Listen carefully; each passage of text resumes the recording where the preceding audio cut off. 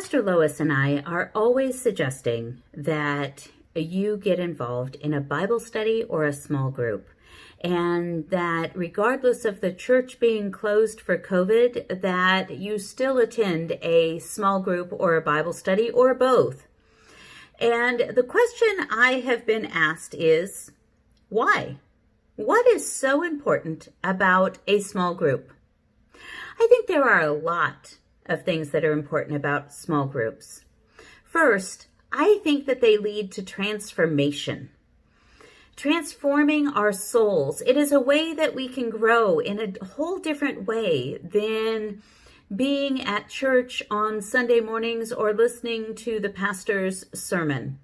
There is something that happens when we are in a small group and have the ability to bounce ideas off of each other, to have conversation.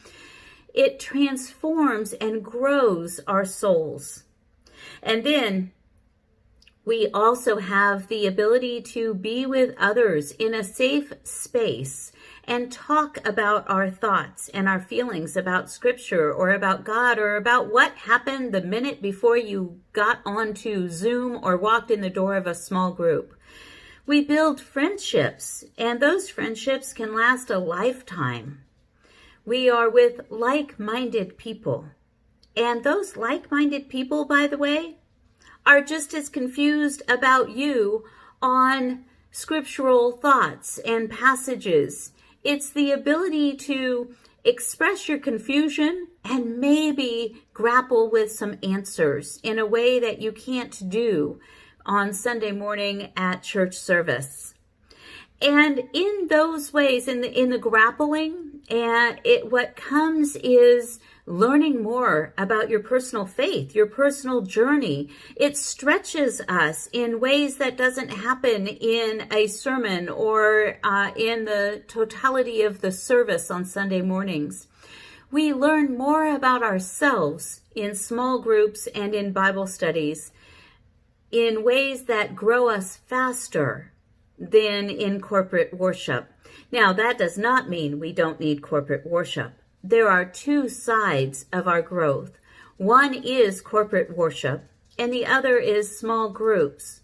Corporate worship is where we come together at church with everybody, and it is that freedom of worshiping and listening to what God has for us. But it's in a different way than in small groups, where we can have that give and take in conversation. In corporate worship, a lot of times we are not talking with others, except for maybe at the meet and greet. We are taking it in internally. Whereas in a small group, externally, we get the freedom of speaking out about our opinions and why is it that something happens in the world that makes us irritated and we're expected to be Christian-like and reflect Christ in that time. And then we get to come in and have conversation. That's just one example. And then we get to be with people that pray with us and for us. We have the opportunity in a small group to be and it's more of an intimate place of prayer, where we know that if we ask for prayer, people will stop right then and there and pray with us. It is that ability to lift us up when we're down. And it's an understanding that God is right in the middle of the small group relationship. Sometimes he speaks to us very clearly in small groups, loudly, maybe through the person right next to you.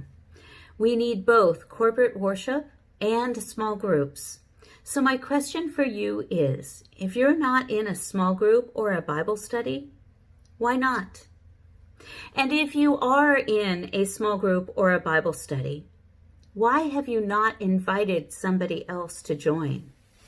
This week, I challenge you to invite, if you are already in a small group or a Bible study, and if you're not in one, we have Bible studies on Sunday and Wednesday mornings, and we have small groups. Check out our website for all of that information. The invitation is open for you and for those that you know. Come, experience transformation.